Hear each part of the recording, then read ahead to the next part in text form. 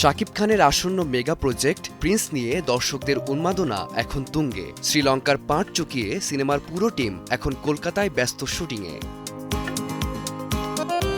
এই সিনেমায় শাকিবের বিপরীতে জ্যোতির্ময় কুণ্ডুকে দেখা গেলেও গল্পের এক মোড় ঘুরিয়ে দেওয়া চরিত্রে থাকছেন পিয়ান সরকার। মজার বিষয় হলো কোনো অডিশন ছাড়াই সরাসরি এই চরিত্রের অফার আসে পিয়ানের কাছে। সেই সময় ছোট পর্দার কাজে ব্যস্ত থাকলেও সিনেমার চিত্রনাট্য এবং নিজের চরিত্রের গভীরতা শুনে মুহূর্তেই রাজি হয়ে যান তিনি। চরিত্রটির মধ্যে পিয়ান যেমন যন্ত্রণার কান্না ফুটিয়ে তুলেছেন, তেমনি পর্দায় তাকে দুর্ধর্ষ রূপে বন্দুক চালাতেও দেখা যাবে। সুপারস্টার শাকিব খানের সঙ্গে প্রথমবারের মতো কাজ করার অভিজ্ঞতা বড় প্রাপ্তি বলেই মনে করছেন এই অভিনেত্রী। বিকাশ পেমেন্টে 10,000 টাকার বেশি অফার।